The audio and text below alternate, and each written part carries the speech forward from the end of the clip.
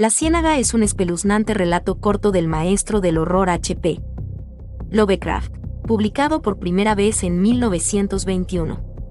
En esta inquietante historia, Lovecraft nos presenta a James Barry, un hombre que hereda una propiedad en un pantano de Massachusetts conocido por los extraños rumores que lo rodean. James Barry, escéptico ante las supersticiones locales, decide explorar la Ciénaga a pesar de las advertencias de los lugareños. Sin embargo, conforme se adentra en el pantano, comienza a sentir una presencia sobrenatural que parece emanar de las profundidades fangosas.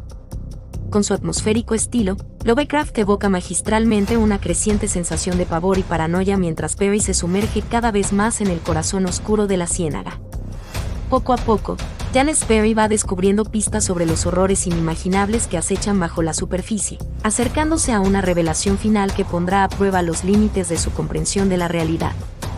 La Ciénaga es un ejemplo clásico de los temas recurrentes de Lovecraft: la insignificancia de la humanidad ante fuerzas cósmicas incomprensibles, la fragilidad de la mente humana, y el terror que acecha en lugares remotos y olvidados. A través de la experiencia de James Barry, este escalofriante cuento es una muestra de por qué Lovecraft es considerado uno de los más grandes e influyentes escritores de terror de todos los tiempos. Si disfrutas de nuestras narraciones de los relatos de Lovecraft, te invitamos a compartirlos y suscribirte. Tenemos muchos títulos de Lovecraft disponibles en nuestro canal y trabajamos continuamente hasta que tengamos para ti la obra narrativa completa de Lovecraft disponible. Y ahora, escuchemos La Ciénaga, Luna, de Howard Phillips Lovecraft. James Barry se ha esfumado en alguna parte, en alguna región espantosa y remota de la que nada sé. Estaba con él la última noche que pasó entre los hombres, y escuché sus gritos cuando el ser lo atacó, pero ni todos los campesinos y policías del condado de Met pudieron encontrarlo, ni a él ni a los otros, aunque los buscaron por todas partes. Y ahora me estremezco cuando oigo croar a las ranas en los pantanos o veo la luna en lugares solitarios.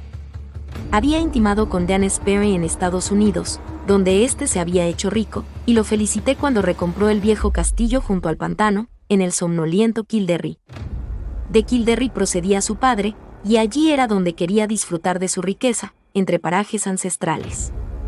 Los de su estirpe antaño se enseñoreaban sobre Kildare, y habían construido y habitado el castillo, pero aquellos días ya resultaban remotos, así que durante generaciones el castillo había permanecido vacío y arruinado. Tras volver a Irlanda, Barry me escribía a menudo contándome cómo, mediante sus cuidados, el castillo gris veía alzarse una torre tras otra sobre sus restaurados muros, tal como se alzaran ya tantos siglos antes, y como los campesinos lo bendecían por devolver los antiguos días con su oro de ultramar. Pero después surgieron problemas y los campesinos dejaron de bendecirlo y lo rehuyeron como a una maldición. Y entonces me envió una carta pidiéndome que lo visitase, ya que se había quedado solo en el castillo, sin nadie con quien hablar fuera de los nuevos criados y peones contratados en el norte. La fuente de todos los problemas era la Ciénaga, según me contó Barry la noche de mi llegada al castillo. Alcancé Kildare en el ocaso veraniego, mientras el oro de los cielos iluminaba el verde de las colinas y arboledas y el azul de la Ciénaga, donde, sobre un lejano islote, unas extrañas ruinas antiguas resplandecían de forma espectral. El crepúsculo resultaba verdaderamente grato, pero los campesinos de Ballylaug me habían puesto en guardia y decían que Kildare estaba maldita, por lo que casi me estremecí al ver los altos torreones dorados por el resplandor. El coche de Barry me había recogido en la estación de Ballylaug, ya que el tren no pasa por Kildare. Los aldeanos habían esquivado al coche y su conductor, que procedía del norte, pero a mí me habían susurrado cosas, empalideciendo al saber que iba a Kildare. Y esa noche, tras nuestro encuentro, Barry me contó por qué. Los campesinos habían abandonado Kildare porque James Barry iba a desecar la Gran Ciénaga.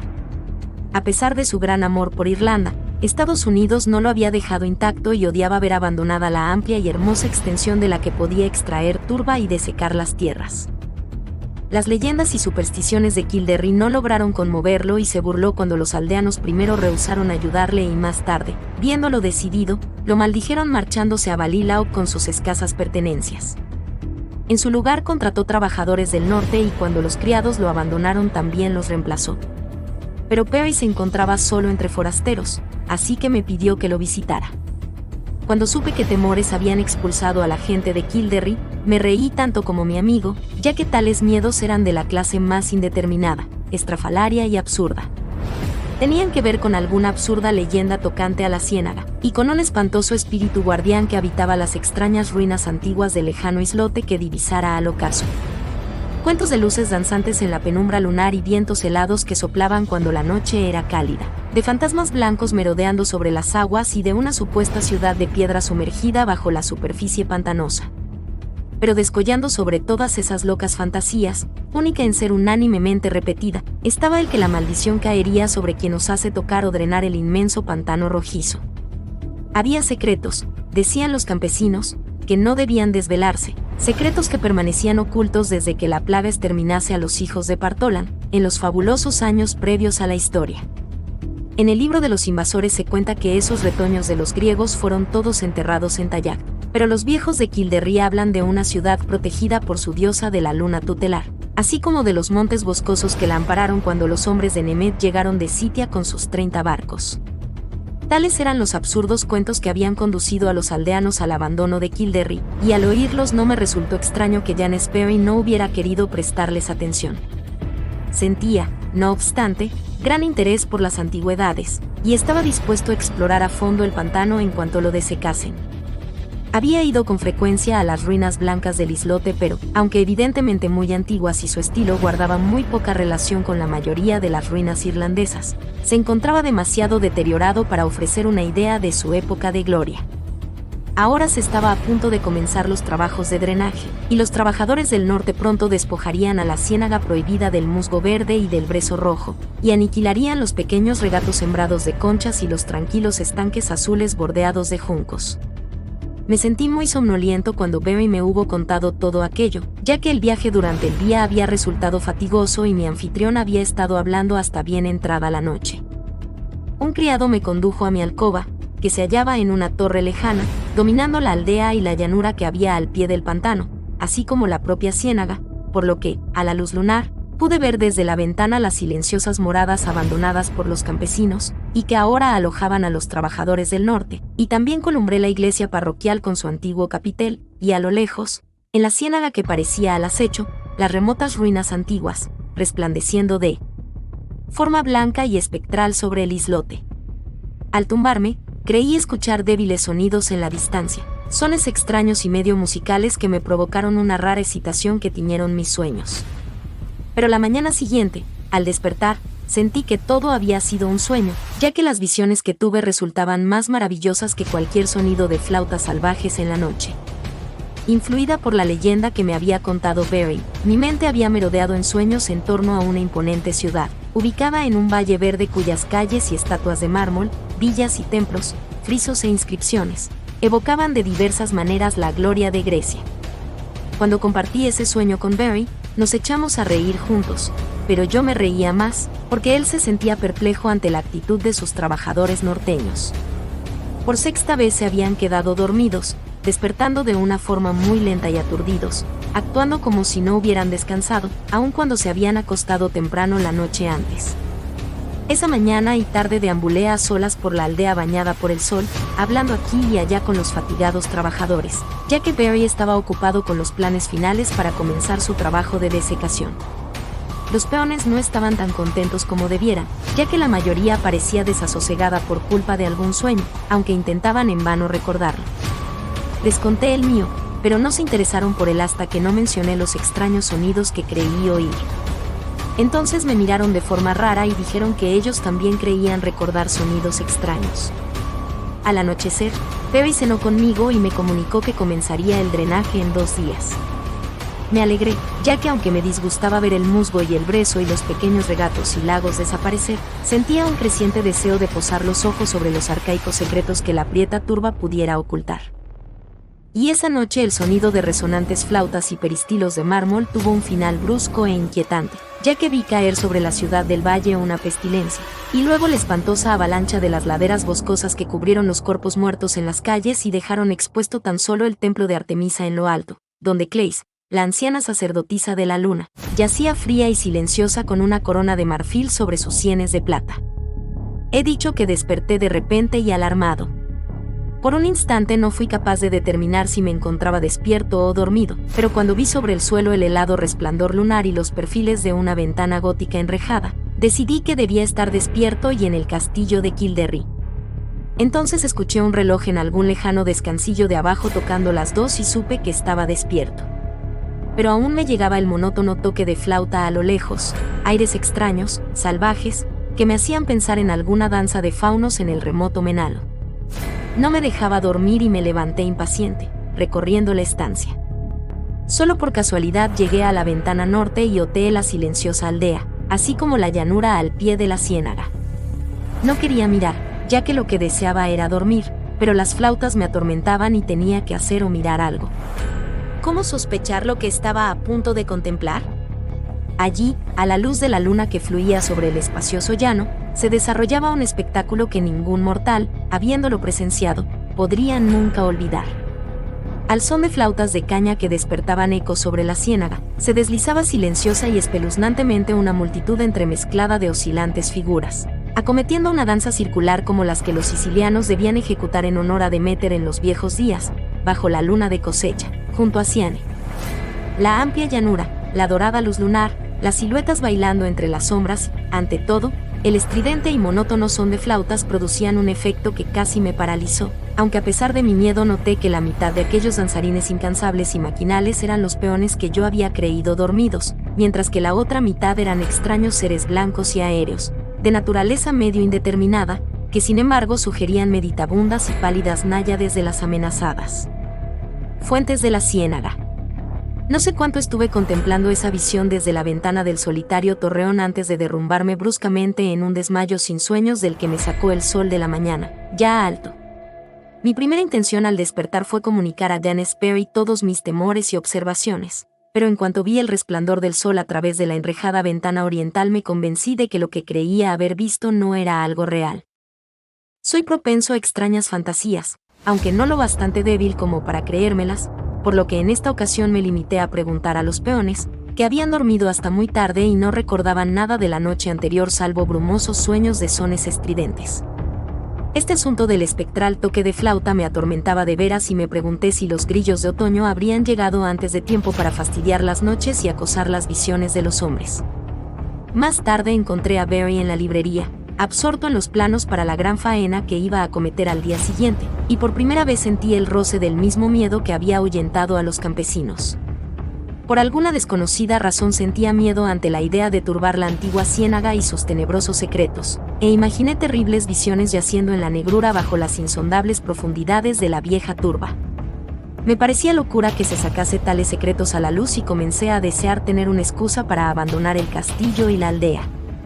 Fui tan lejos como para mencionar de pasada el tema a Barry, pero no me atreví a proseguir cuando soltó una de sus resonantes risotadas. Así que guardé silencio cuando el sol se hundió llameante sobre las lejanas colinas y Kildare se cubrió de rojo y oro en medio de un resplandor semejante a un prodigio. Nunca sabré a ciencia cierta si los sucesos de esa noche fueron realidad o ilusión.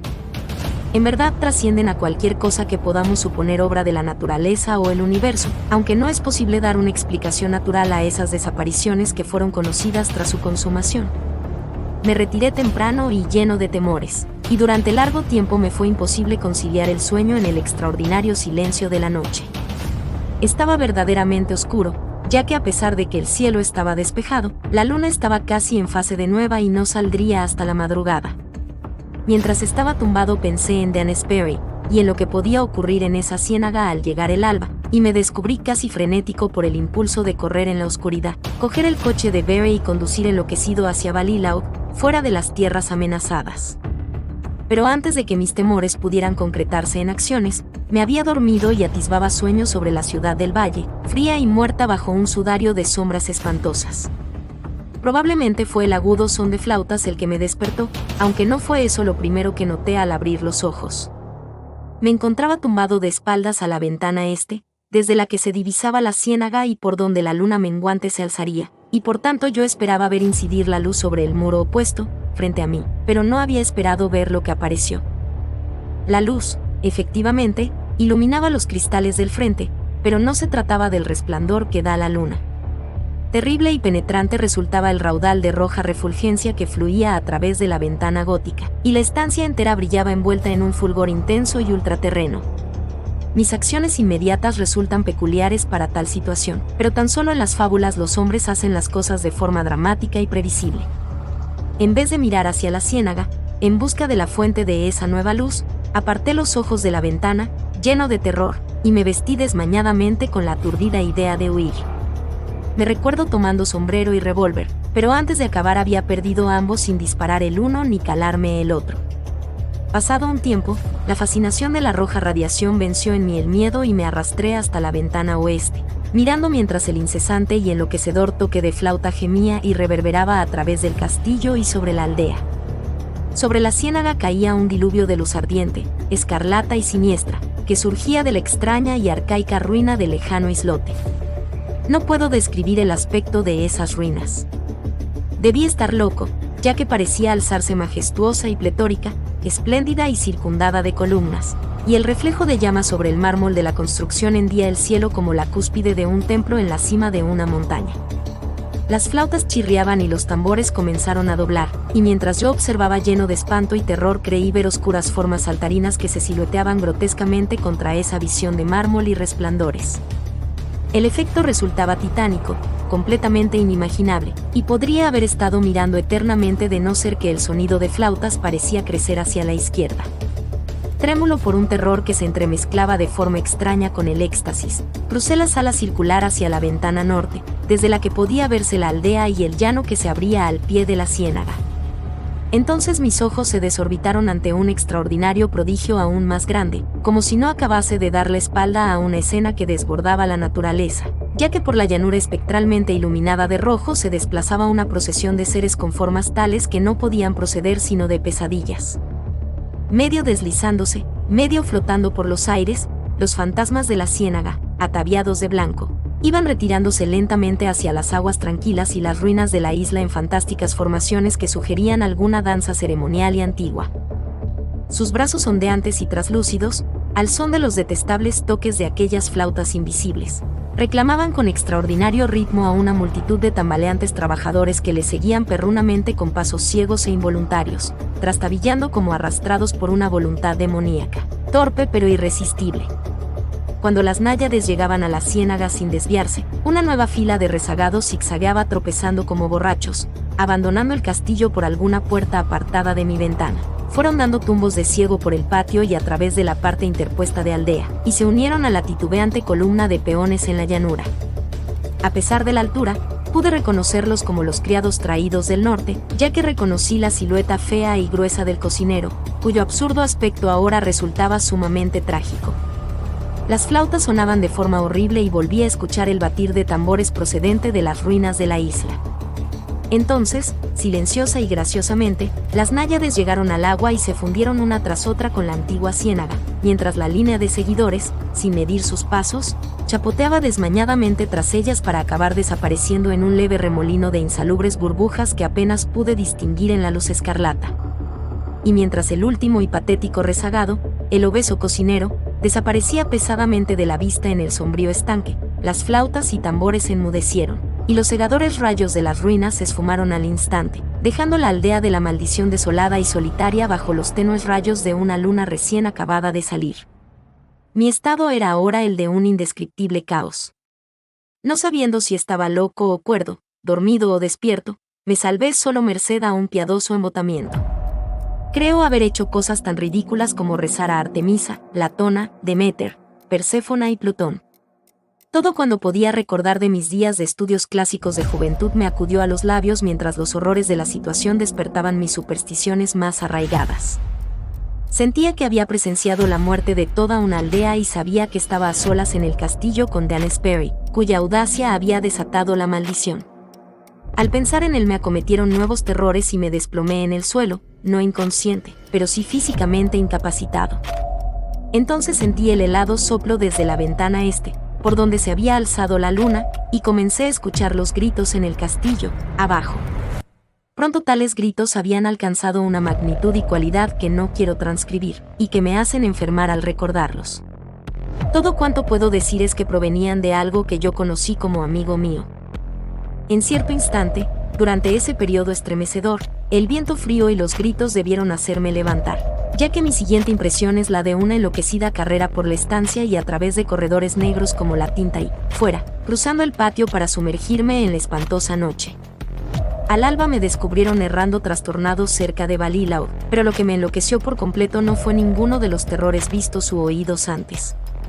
Lo que yo musitaba cuando volví lentamente de las sombras eran un par de incidentes acaecidos durante mi huida, incidente de poca monta, pero que me recomen sin cesar cuando estoy solo en ciertos lugares pantanosos o a la luz de la luna.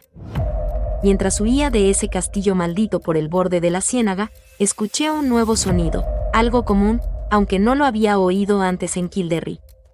Las aguas estancadas, últimamente bastante despobladas de vida animal, ahora hervían de enormes ranas viscosas que croaban aguda e incesantemente en tonos que desentonaban de forma extraña con su tamaño.